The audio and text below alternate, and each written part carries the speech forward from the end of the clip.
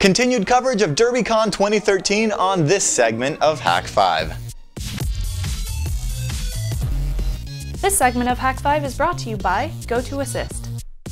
Right. But it's not like the president's flying around Air Force One with an ATS-B transponder saying Air Force One. No, they're using a military, an encrypted version.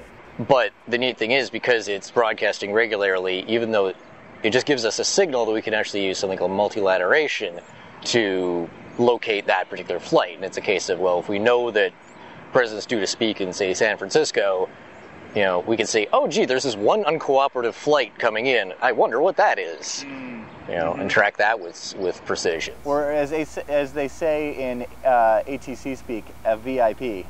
Yeah. So there's a lot of data mining potential there that I think is unexplored. That it just takes someone having a good idea and has access to all that raw data for a couple $100 worth of equipment. And so why is it that the data that say we see from the FAA is delayed 10 minutes? Partially because they scrubbed. You can actually have a I forget the exact acronyms right now. This industry is full of acronyms. Yeah, it is. Worse than InfoSec. My favorite is ETOPS, ETOPS. I forget what it truly stands for, but if you ask any pilot, he'll tell you engines turn or passengers swim. I like that one. Basically with that FAA feed, that's used for flight aware and stuff like that, where it's like flights taking off, landing. Speaking of,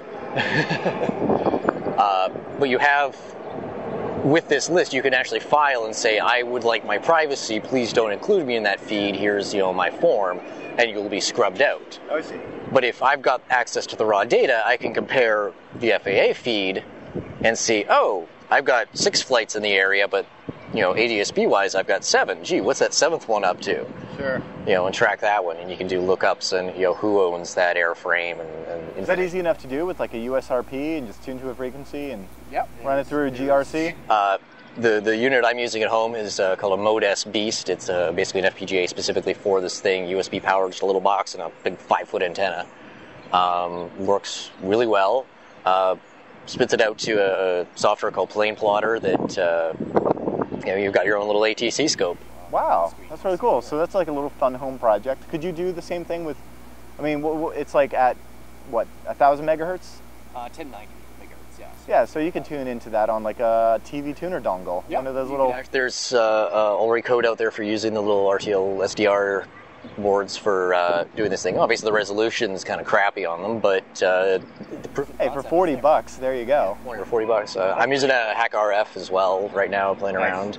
But it's kind of deaf in comparison to other units out there. But I mean, it's $300. Yeah. You bump up to a USRP. But that's actually really scary to think about because you could use a USRP or a Hak5 to transmit these. Yeah, and then you'd be the first guy to send the packet that sends you to prison. Yeah. And I don't want to necessarily be that guy, but at the same time, I really want to prove that this is possible, but in a safe way.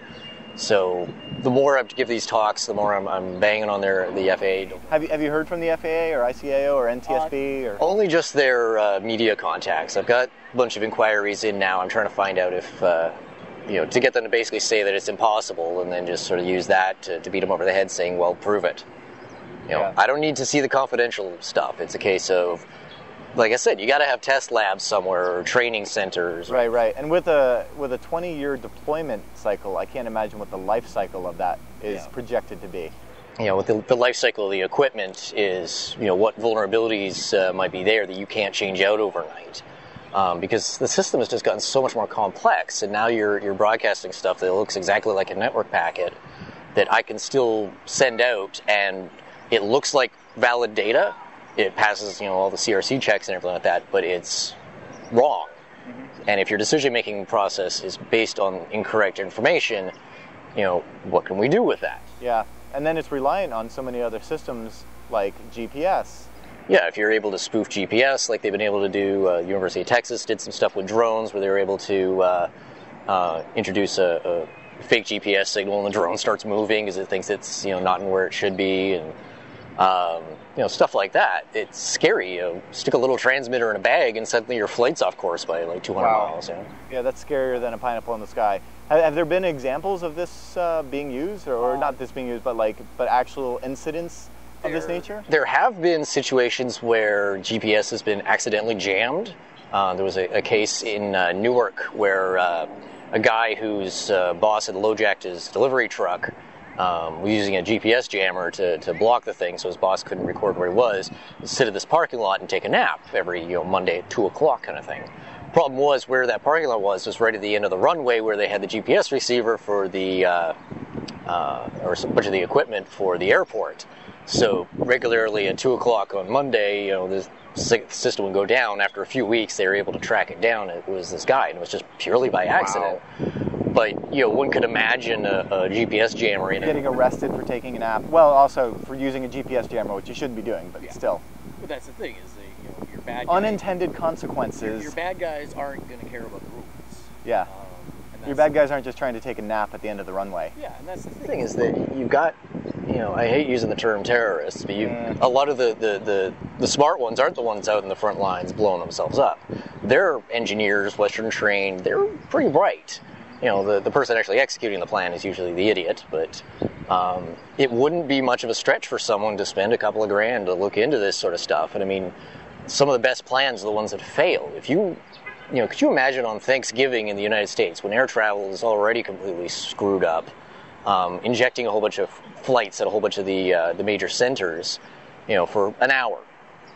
Nobody's going to trust the system anymore. They're just going to freak out. And that really wouldn't cost that much money either to do. I mean, not that we're encouraging any sort of behavior, but just to illustrate that it's that fragile. Yeah, the response to that is because it's an unknown, they don't know what happened, or you don't actually have to cause a plane to fall out of the sky or anything like that. If you just sort of jam up air traffic control, you cause billions of dollars of damages.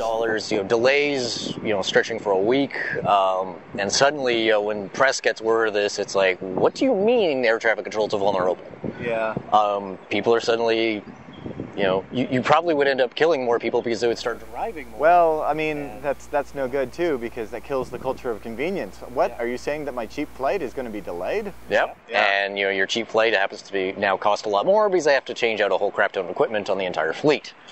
So you're saying better fix this now. Fix this now on your schedule than on a schedule that is forced. Yes. And like I said, I want to be wrong.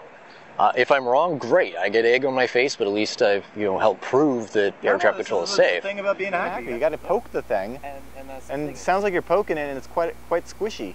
Yeah, and the problem is that I'm getting stonewalled by this "it's classified" answer, which is completely something that we don't. Yeah, not in the security industry. No. It's like, show me the source. What is it? It's what Schneier says about any security protocol, like PGP or whatever. It's like the nature of the security, say the encryption, is not the secret, it's the key. Yeah, it's not it's the whole security by obscurity thing. And what's really funny is that NIST, who actually came up with that phrase of that, basically the integrity of a system is not dependent on its design being a secret. Yeah, on not knowing the components.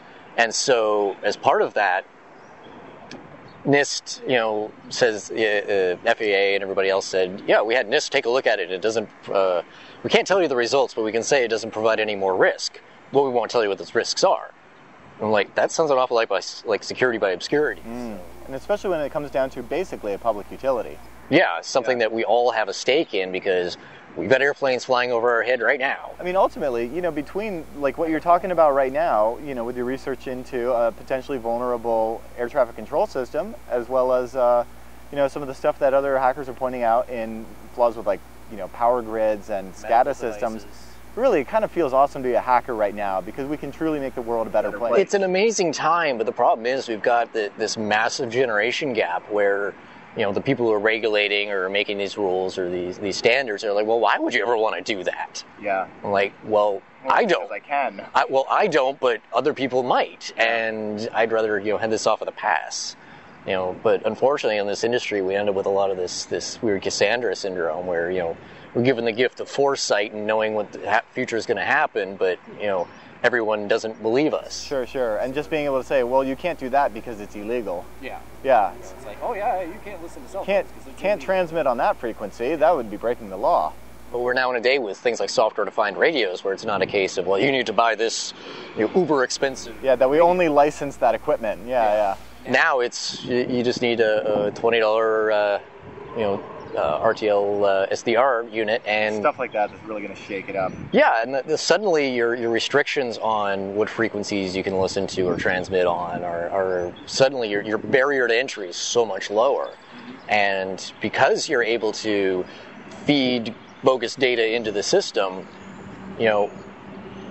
part of the problem is that I can't even find what the procedures are for when weird crap happens. How does their automated system deal with if somebody's injecting data and it says, wait a minute, that can't be right because it's saying the plane's over here, but the transmitter is over here.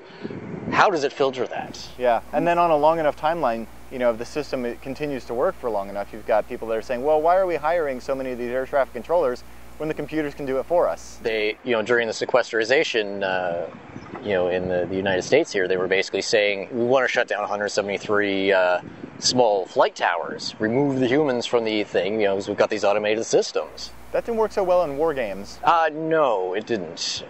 Because suddenly you're now, one of the biggest security things I've ever found with air traffic is the fact that the pilots and the air traffic controllers know each other's voices. Someone who's transmitting on the same thing doesn't speak with the same cadence, use the same terms. They typically There's a smooth guy that does JFK approach.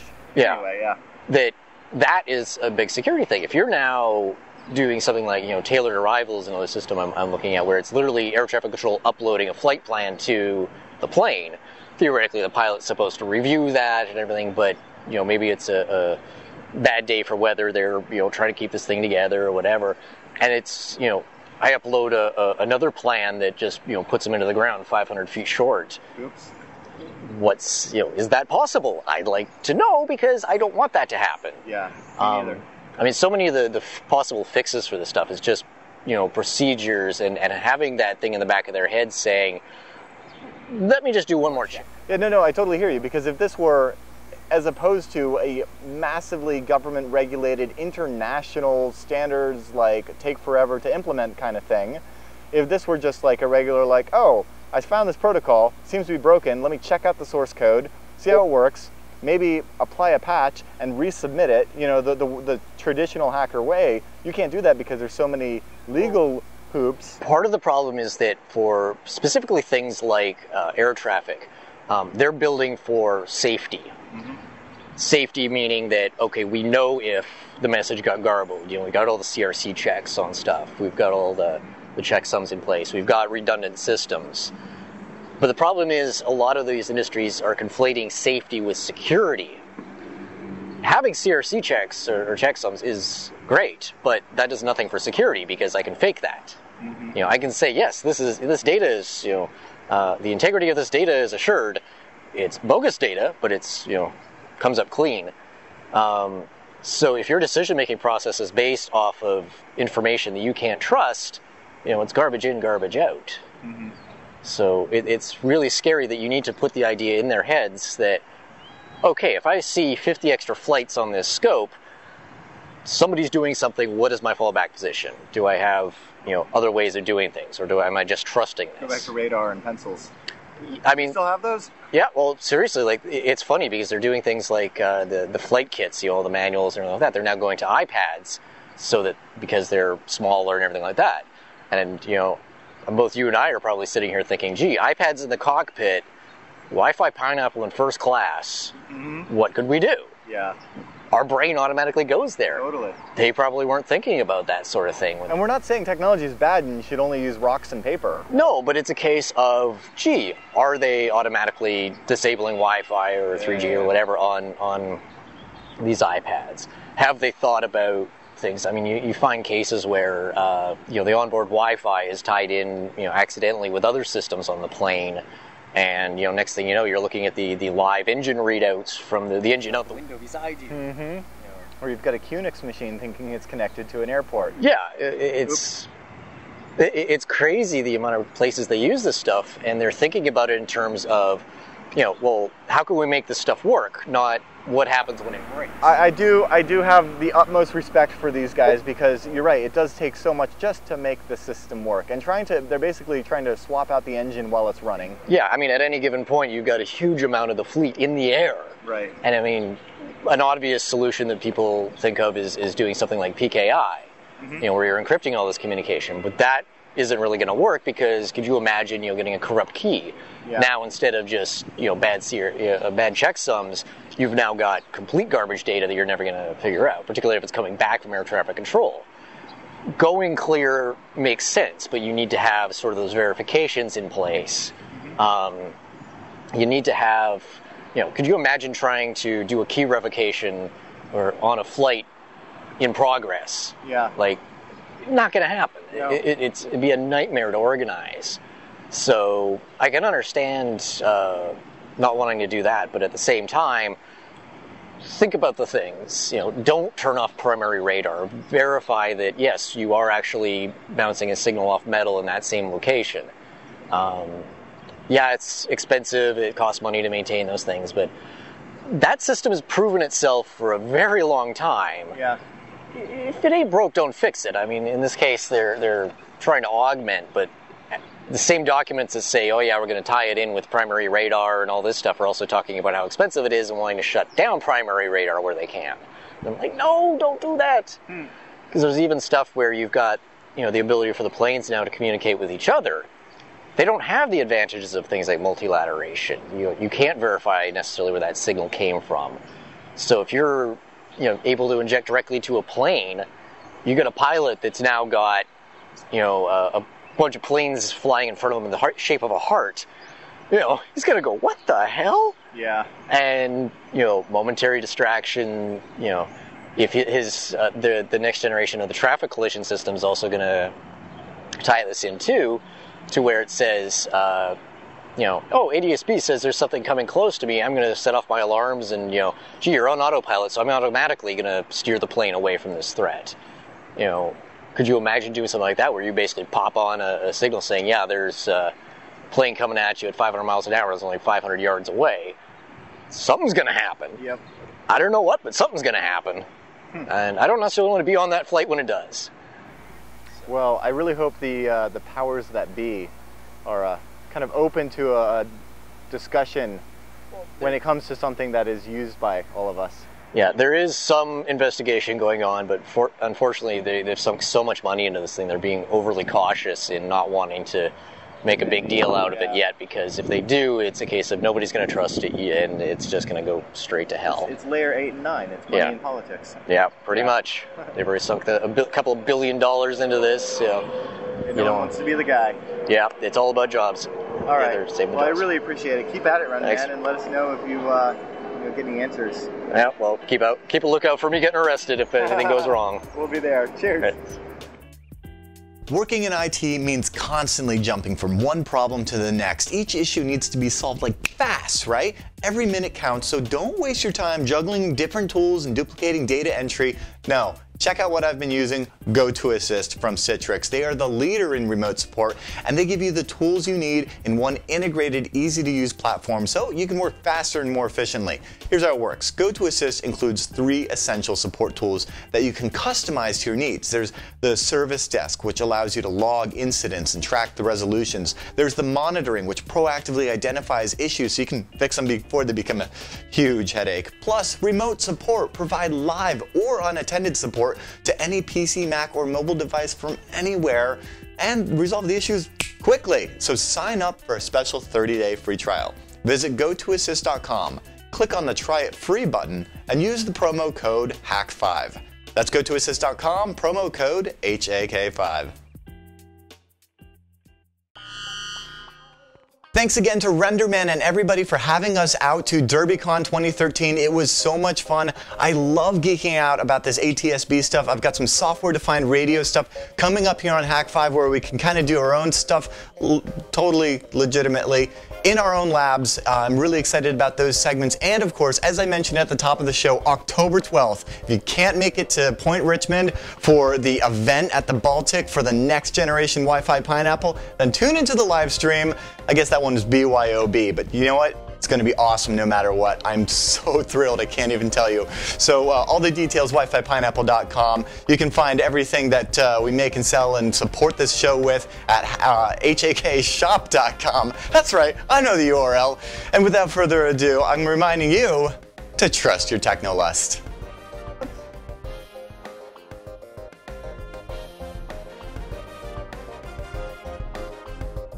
I have no idea what I was just saying there.